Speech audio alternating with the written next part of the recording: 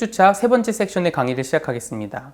이번 섹션에서는 어떻게 두려움을 보듬는지 그 재학습의 원리를 소개하면서 여러분들과 함께 이야기해 보도록 하겠습니다. 자, 여러분 굉장히 중요한 심리학의 원리입니다. 바로 상호 억제의 원리인데요. 영어로는 reciprocal inhibition입니다. 자, 고양이 실험을 하던 중에 조셉 월피라는 박사가요, 고양이 실험을 해봤습니다.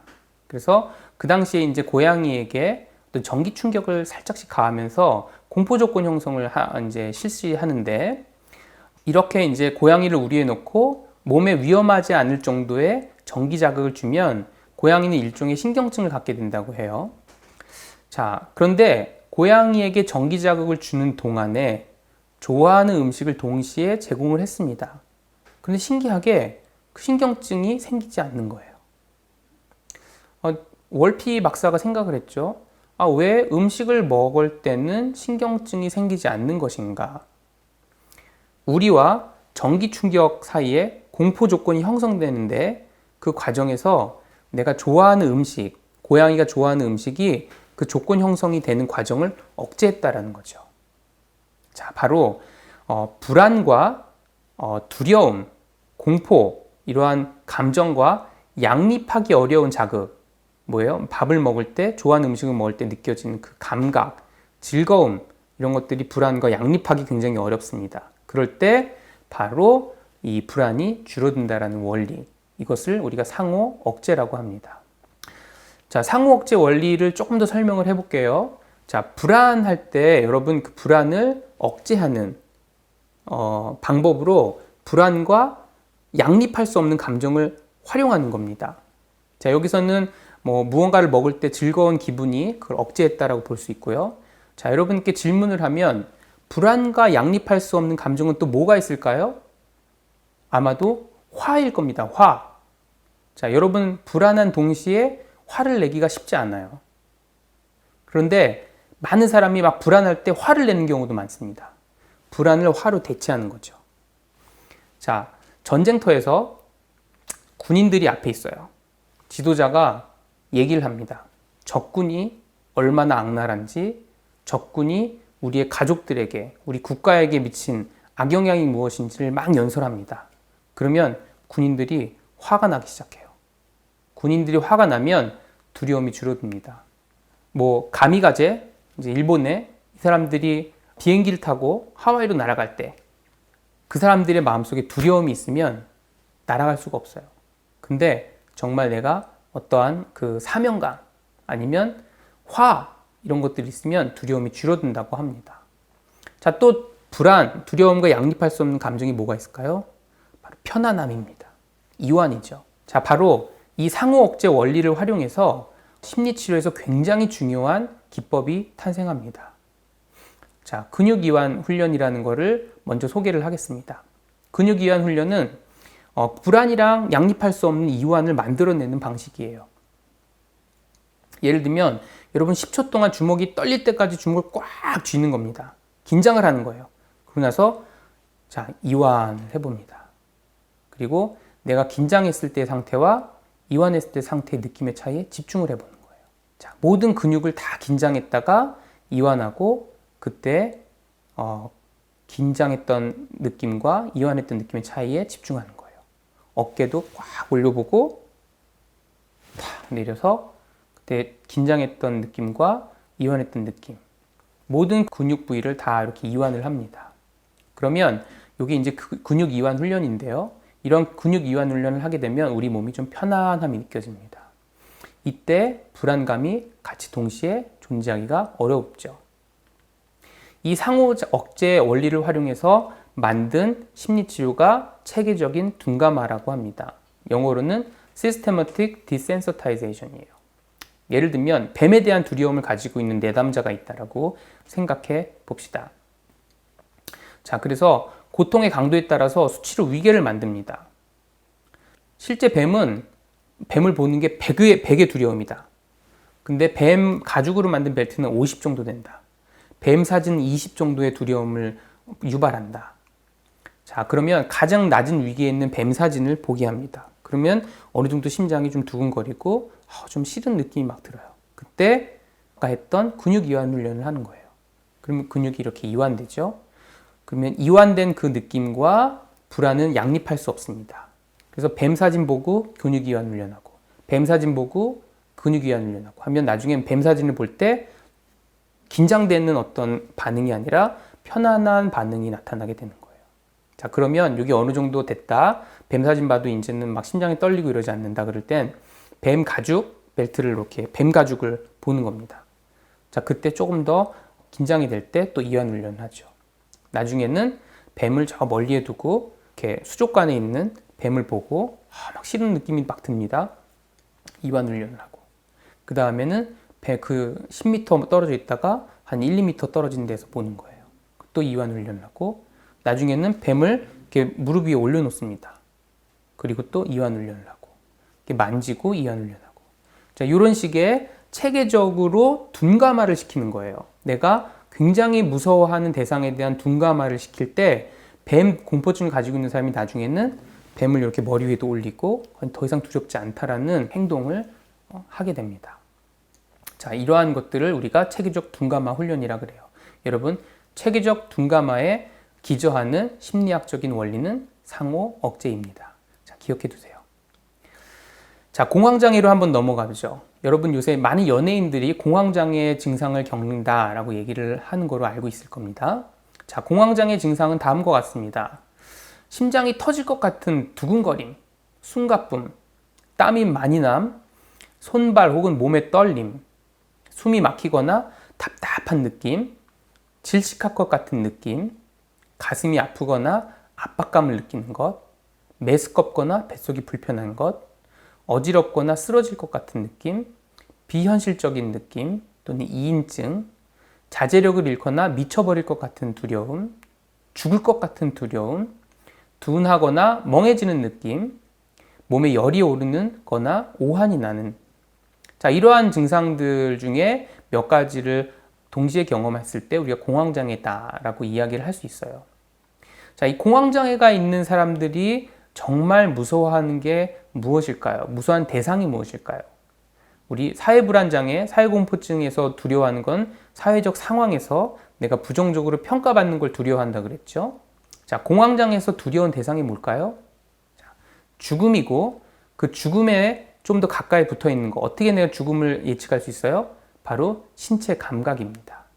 그래서 공황장애가 있는 사람들은 신체 감각, 여기서 말하는 심장이 빨리 뛰는 거, 손에 땀이 나는 거, 메스꺼운 거, 지식한 것, 어지러운 거, 이런 증상을 무서워합니다.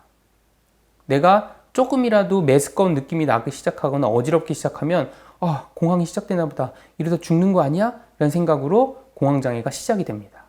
자, 공황장애에서 두려워하는 대상은 바로 신체 감각이에요.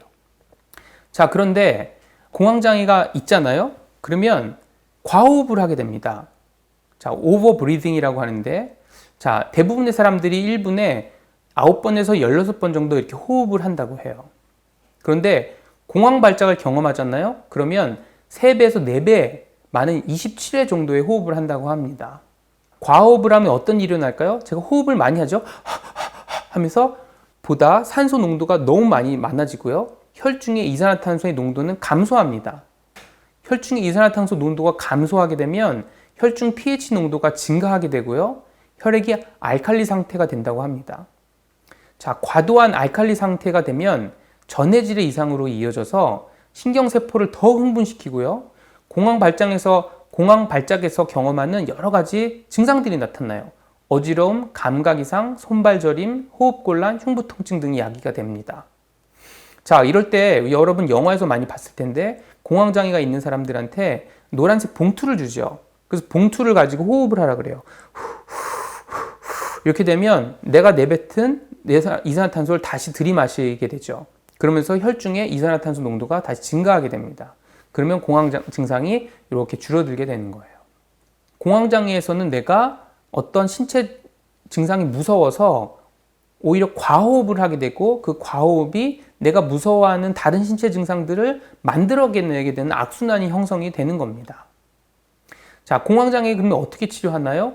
두려워하는 대상에 노출하는 겁니다. 자, 모든 불안장애는 굉장히 중요한 요소가 있는데 바로 두려워하는 대상을 찾아내서 그 두려워하는 대상에 노출하는 거예요. 자, 공황장애에서는 우리가 두려워하는 신체 증상에 노출하도록 돕습니다. 자, 예를 들면 빨대로 숨을 쉬게 하는 거예요. 여러분 얇은 빨대를 가지고 숨을 한번 쉬어보세요. 1분 동안 빨대를 이용해서 숨을 쉬어보세요. 코로 숨 쉬지 말고 빨대를 이용해서 이렇게 한번 해보십시오. 그러면 약간 질식할 것 같은 느낌을 여러분이 받을 것입니다. 그리고 회전 의자에 앉혀서 의자를 계속 돌려요. 어지러움증이 일어나요. 고개를 이렇게 막 흔듭니다. 전정기관을 이렇게 흔들어줘요. 그러면 어지러움이 일어나요. 그때 그 어지러움이 공황장애가 있는 환자들이 굉장히 무서워하는 신체 증상인 거예요. 그 신체 증상을 일부러 야기시키는 거죠. 마치 사회공포증이 있는 사람들이 사람들 앞에 이렇게 나서 보는 것처럼 내가 공황장애 있는 사람이 그런 신체 증상에 노출해 보는 거예요. 많은 경우 공황장애가 있는 사람들은 절대 계단을 올라가지 않아요. 혹시라도 심장이 빨리 뛸까 봐. 그리고 엘리베이터를 이용하고요. 그리고 공황장애에 있는 사람들이 땀이 나지 않도록 굉장히 노력을 많이 합니다. 그래서 어떤 일이 일어나는지 보는 거예요. 대부분의 공황장애가 있는 분들이 이러한 신체 증상을 회피하기 때문에 실제로 이러한 증상이 일어났을 때 내가 죽는지 안 죽는지를 볼 기회가 없어요. 왜냐하면 그러다 죽으면 인생이 끝이니까 감히 그런 위험을 감수하지 못하는 거죠. 그런데 우리는 알죠.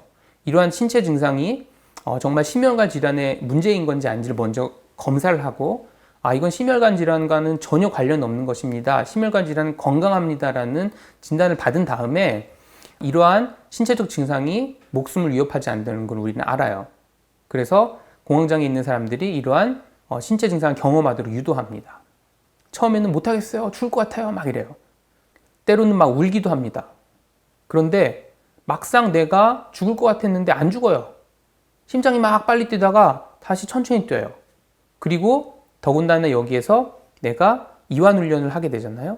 그러면 심장이 막 빨리 뛰다가 막 가슴이 통증이 있다가도 천천히 숨을 들이쉬고 천천히 내쉬고 천천히 숨을 들이쉬고 내쉬고 하는 호흡 훈련을 하거나 근육 이완 훈련을 같이 해주면 그 상황에서 내가 죽지 않는다는 것을 이 사람들이 배웁니다. 재학습을 하는 거죠. 자, 우리가 이처럼 신체 감각에 노출시켜서 끝까지 경험하게 하는 것. 그랬을 때 죽지 않더라라는 걸 학습하는 거예요. 이러한 것을 내수용기성 노출이라고 합니다. 노출을 하고 나면 두려워하던 신체 증상으로는 죽음에 이르지 않고 시간이 조금 지나고 나면 다시 자연스럽게 안정된다는 것을 경험합니다. 자, 공황장애가 있는 사람들이 약물 치료를 받습니다. 내가 이렇게 심장이 빨리 뛰기 시작하면 바로 약을 먹는 거죠. 그러면은 내가 좀 이완이 돼요. 그러면 괜찮구나. 그래서 공황장애 있는 사람들 중에 실제 노출을 하기보다는 약물을 먹고 내가 그 불안 증상을 감소시키는 경우가 있는데요. 근데 사실은 근본적으로 이 공황장애를 치료하기 위해선 내가 진짜 두려워하는 대상에 직면해야 돼요. 그래서 심리치료를 할 때, 자, 우리 이제 심장을 빨리 뛰게 하는 계단 오르기를 같이 하거나 아니면 의자 돌리기를 한번 해보거나 이럴 텐데 주머니에 약이 있으면 빼세요. 그리고 저기 갖다 놓겠습니다. 그래서 약의 힘이 아니라 진짜 그 불안을 충분하게 경험할 수 있도록 도와줍니다. 자, 어떤 환자는요, 자기는 이런 심장이 빨리 뛰는 게 무서워서 조깅을 굉장히 좋아했는데 이제 뛰는 걸 안 해요. 그런데 이분이 이제 뛰기 시작했어요. 그래서 어느 정도 치료됐구나 생각했는데 뛰는 루트를 보니까 항상 똑같은 공원에 가서 그 공원을 계속 도는 데만 하고 다른 곳은 절대 뛰지 않는 거예요. 그래서 왜 거기서만 뜁니까? 라고 물어봤더니 공원의 바로 중간에 주차장이 있는데 주차장 안에 약이 있는 거죠. 그래서 혹시라도 내가 죽을 것 같으면 그걸 달려가서 바로 몇 초 안에 달려가서 약을 먹으면 되니까. 자, 그래서 이분은 정말 불안에 내가 이런 어떤 신체 증상이 있을 때 정말 죽을 수도 있다라는 그 불안에 실제적으로 노출을 하지 않았어요. 자, 이분하고 다른 루트를 뛰게 합니다. 약이 없는데 과연 죽으면 어떡하지? 심장이 막 빨리 뛰어요.